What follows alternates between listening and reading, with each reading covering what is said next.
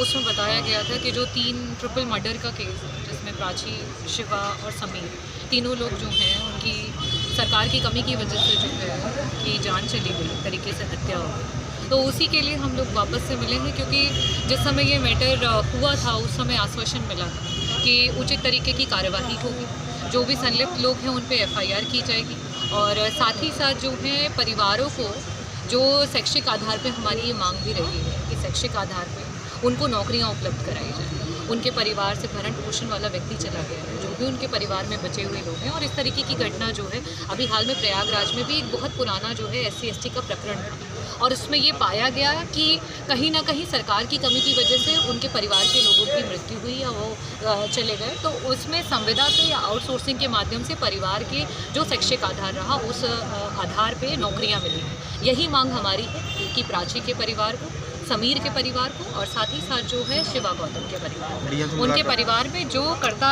मतलब कि शैक्षिक आधार पे जो भी उसमें नौकरी लेने लायक व्यक्ति हो उसको जो है सरकार मदद करे। DM से मुलाकात में क्या आश्वासन मिला? देखिए DM साहब ऑलरेडी मिल चुके थे और उनको ये प्रकरण उनके संज्ञान में था। हम लोगों ने जांच में जो है जो टीम गठित हुई थी उसमें CARO जो रहे हैं उनके लिए हम जो परिवार है प्राची जी का, उन्होंने कहा कि हम उन्हें नहीं चाहते, हम चाहते कोई और व्यक्ति हो। तो उसमें जो है ADM को ऐड किया गया है और साथ ही साथ ये भी था कि उन्होंने ये कहा कि हमारे स्तर पे नहीं है कि हम कोई नौकरी दें। तो हम सभी ने ये कहा कि ये जो चिट्ठी है कि शासन तक जानी चाहिए जिले के माध्यम से कि क्या मांग है परिवार की और क्या मांग है यहाँ के लोगों की, वो वहाँ पे आए। और आने वाले समय में जिस समय सत्र चलेगा हम लोग विधानसभा में भी ये बात उठाएंगे, क्योंकि अगर ऐसे प्रकरणों पे कठोर कार्यवाही नहीं होगी, ठोस कदम नहीं उठाए जाएंगे और परिवारों को सहायता नहीं मिलेगी, तो आगे आने वाले समय में अधिकारी जो हैं और भी इस तरीके के निष्क्रिय काम करेंगे कि लोगों की मौतें होंगी। इस मुद्दे को विधानसभा में उठाया जाएगा जी, अवसर मिलेगा तो 100% ये और इससे रिलेटेड और भी बहुत सारे ऐसे प्रकरण हैं जौनपुर के, उनको सदन में ज़रूर उठाया जाएगा। FIR क्या हो जाएगी?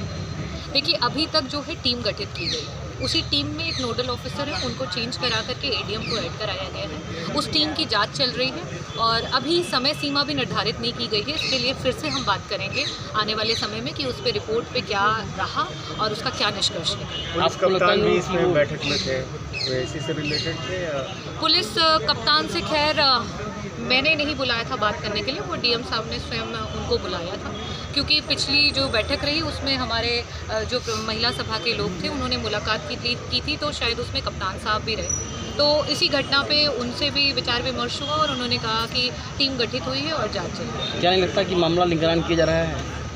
देखिए लिंगर ऑन हो रहा है, इसीलिए बार बार जो है आकर के मुलाकात करनी पड़ रही है, लेकिन खैर हमारा ये संवैधानिक अधिकार है कि हम अपने लोगों के लिए लड़ाई लड़ेंगे और हम वही करेंगे। मैम अगर है बहुत खुश है और देखिए आज नहीं तो कल इंसाफ की लड़ाई में जीत सच की होनी और हमारे मुख्य राष्ट्रीय अध्यक्ष जी ने भी ये कहा है कि जिस समय समाजवादी पार्टी की सरकार आएगी जितने भी फर्जी ढंग से उनके ऊपर मुकदमे लगाए हैं वो सारे मुकदमे जो हैं वो खत्म किए जाएंगे और ये काफ़ी हर्ष की बात है। उनकी पत्नी कुछ दिन पहले बहुत नाराज़ थी और समाजवादी पार्टी के राष्ट्रीय अध्यक्ष से नाराज़ थी, क्या कुछ कहेंगी उसमें? उनका लग रहा था कि ऐसे कि जैसे वो पार्टी छोड़ने के मूड में थी।